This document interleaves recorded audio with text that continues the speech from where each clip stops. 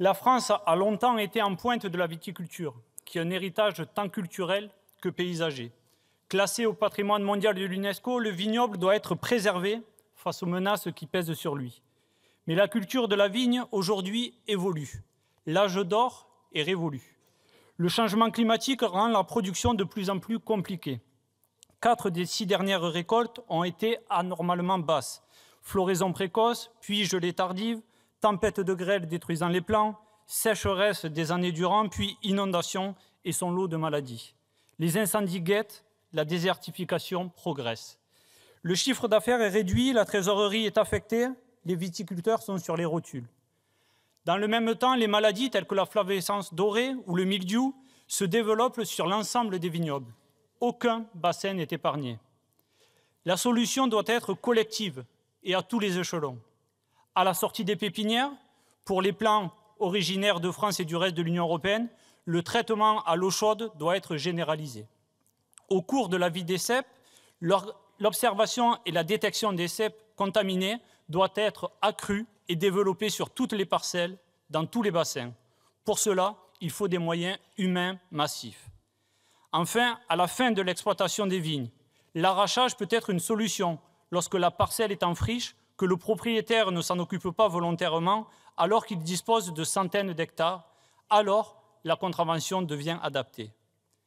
Mais comment demander à des viticulteurs qui n'ont plus de trésorerie, plus de production ou plus d'acheteurs d'engager des milliers ou des dizaines de milliers d'euros pour arracher des hectares de vignes?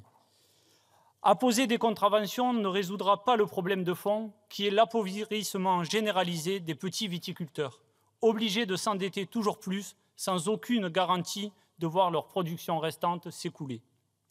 Donc il faut un accompagnement national à l'arrachage dans toutes les ODG et interpros, même celles qui n'en proposent pas aujourd'hui. Je tiens à remercier ici monsieur le rapporteur Hubert Ott pour ce texte qui permet de discuter de la viticulture aujourd'hui dans l'hémicycle, car la viticulture est un trésor français. La richesse du vin français, c'est la concentration de tout un terroir, de ses paysages, de ses traditions, de sa météo, de ses ouvriers agricoles et des vendanges, des générations de viticulteurs qui ont perpétué ce savoir-faire. Une bouteille de vin, c'est une carte postale à l'étranger et un formidable outil de rayonnement français à l'international.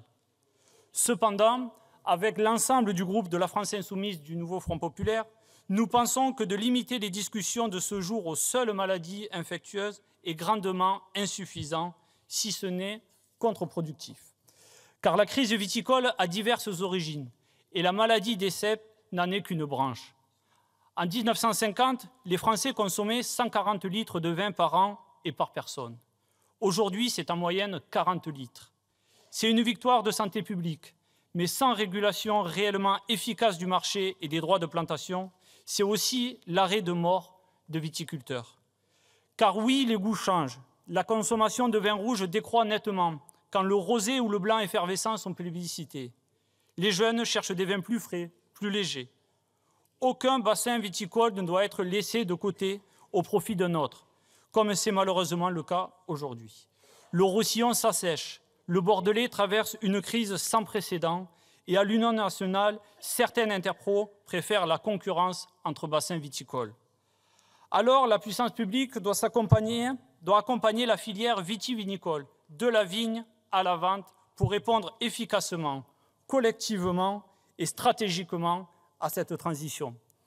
Les droits à la plantation, conçus en 1957 pour piloter la production et supprimés en 2016 grâce à l'impulsion de Bruno Le Maire et Catherine Vautrin, pour ne citer qu'eux, doivent être réinstaurés en France. Les viticulteurs endettés qui voient leurs bouteilles affichées à 1,50 € chez Lidl peuvent remercier la main invisible et la politique européenne du tout-marché. La crise viticole est multiple et tous les viticulteurs demandent des prix rémunérateurs. Egalim n'est qu'un mirage, c'est un mirage dans l'agriculture en général.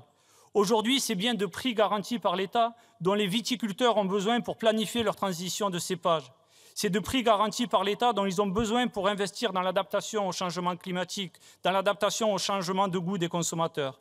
Ces prix garantis rendront attractive la profession, feront revenir les actifs agricoles, permettront la transmission remettront des agriculteurs au champ et assez naturellement supprimeront les vignes en friche. La carotte plutôt que le bâton. Vous l'aurez compris, au groupe de la France Insoumise, nous voterons ce texte sans conviction, en espérant qu'il ne participe pas à l'aggravation de la situation des petits producteurs. Je vous remercie.